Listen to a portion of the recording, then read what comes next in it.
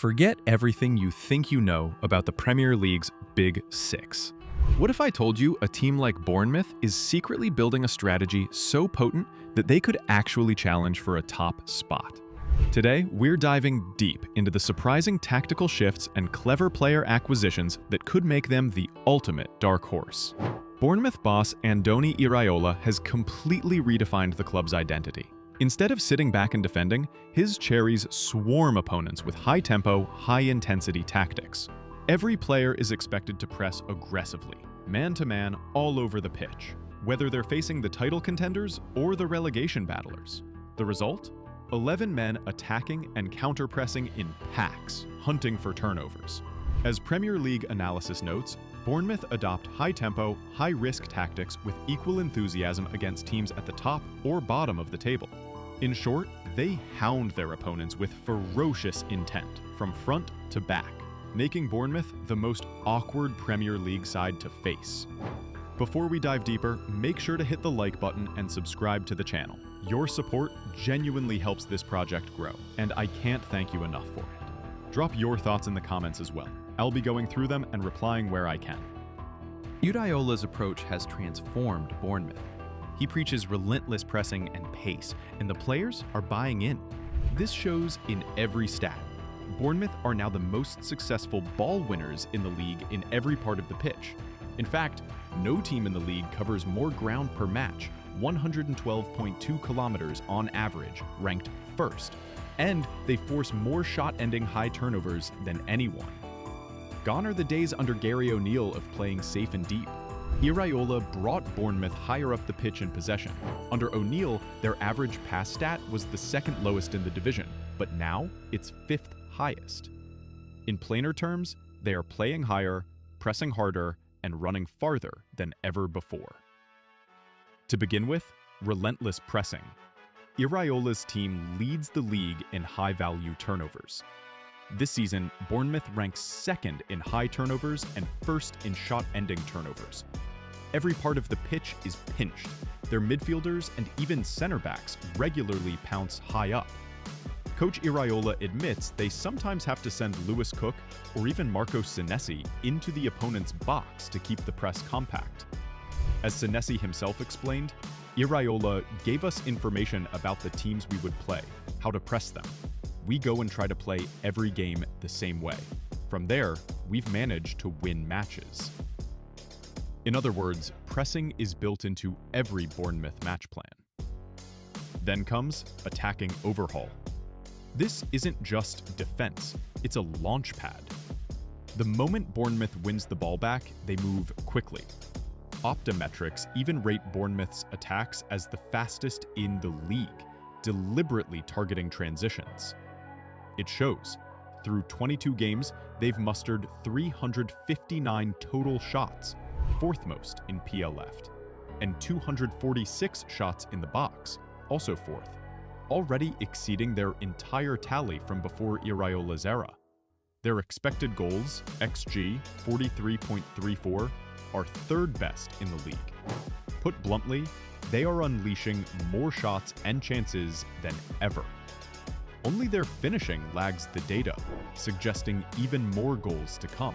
And to add a cherry on top, they are stingy and brave. Importantly, this aggressive style hasn't blown them away defensively. With Senesi and new signing Bafode Diakite bolstering the back line, Bournemouth now thrive on tackles and interceptions high up rather than sitting deep. Even their keeper step-up is dramatic. George Petrovic's stats dwarf Kepa's from last year. The payoff? Only 7 goals conceded at home all season, the fewest of any side. Iraola has made Bournemouth play without fear against top teams, turning that balance of risk versus reward to their advantage. To appreciate how massive this shift is, compare it to the O'Neill era. Under O'Neill, and even Parker before him, Bournemouth were among the least aggressive teams in the league. Low presses, low turnovers. For example, O'Neill's side completed just 36 shots from high turnovers all season, whereas Iraola's side has 93 already. The average start of possession jumped from approximately 39.4 meters, second lowest in PL, to 42.4 meters, fifth highest.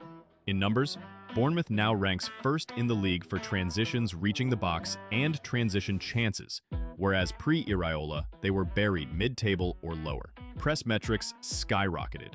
A Premier League analysis highlights the turnaround in clear stats. Under Iraola this season, Bournemouth are second in the league for pressures in the middle third and third for final third pressures. They force 2 to 3 times as many high turnovers in the final third as before.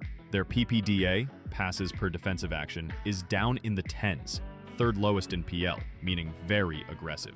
I know, we are using too many numbers and confusing stuff that even I might not understand. But so far, after the research in multiple articles and websites, this is what I understood. In plain terms, presses and turnovers are up. Passivity is gone. And another side note about FPL, if y'all haven't picked Bournemouth players in your team in Game Week 6, you're all missing big time. I am telling you beforehand. And I was able to get a double clean sheet with the Bournemouth duo in defense last week. So don't tell me no one told y'all before. In short, data don't lie. Since Iraola arrived, Bournemouth are generating chances and winning duels at a historically elite level. Bournemouth's recruitment in recent years has been excellent. Last couple of years, they have given exposure to players like Dean and Kirkez and so on. But today, I will talk about the 2 most promising players that epitomized this transformation, and still are a big part of the main squad. Antoine Semenyo. The Ghanaian forward has gone from promising to pivotal.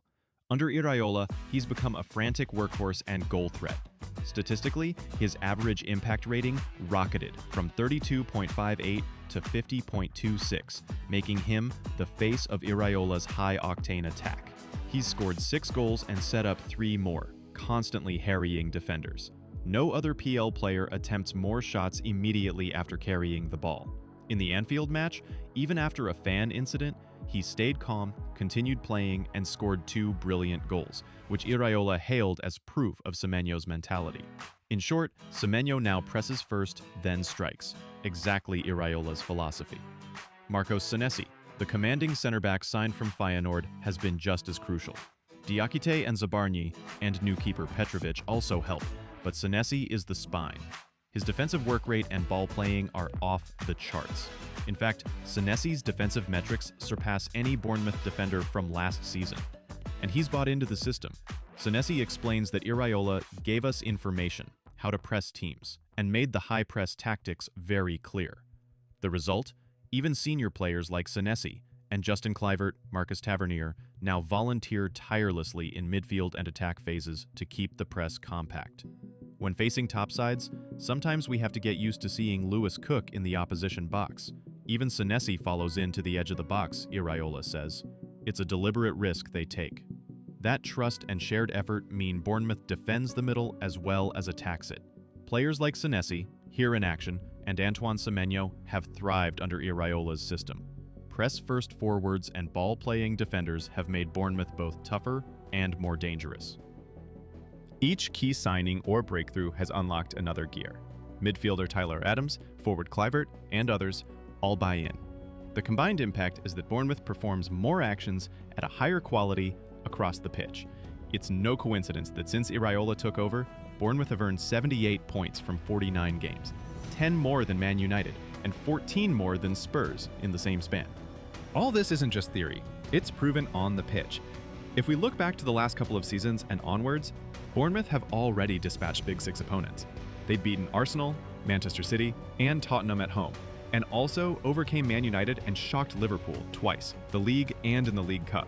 The result against City was remarkable. Semenyo's opener and Evan Ilson's second condemned Pep's team to a 2-1 loss, ending City's 33-game unbeaten run. Even in defeat away at Liverpool, 4-2, Iraola insisted Bournemouth matched Liverpool for long stretches, and he said, in fact, we were level 2-2 at one point. In post-match interviews, he stressed there were a lot of positives, and that the Cherries can compete with the Premier League's elite. Meanwhile, results keep coming. They've drawn 1 at places like Old Trafford and Anfield, and collected a home win over Spurs. On pure form, they're on a roll. Historically, that's top 7 output. No accident, since they currently sit just a few points off 6th in the table. In fact, analysts note that a team with Bournemouth's record, 33 points from 20 games, referencing last year, rarely finishes outside the top 10, and usually hits the top 6. By XG-based models, they're the third best team in the league so far, only behind Arsenal and Liverpool. In short, everything from the fixtures list suggests this squad is already playing like a top 6 side. So, how exactly does Iraola's press frustrate the Giants? Against possession-heavy teams, Arsenal, City, Liverpool, Bournemouth play extremely high and compact. Iraola admits that versus top opponents, they actually press even harder, accepting the risk.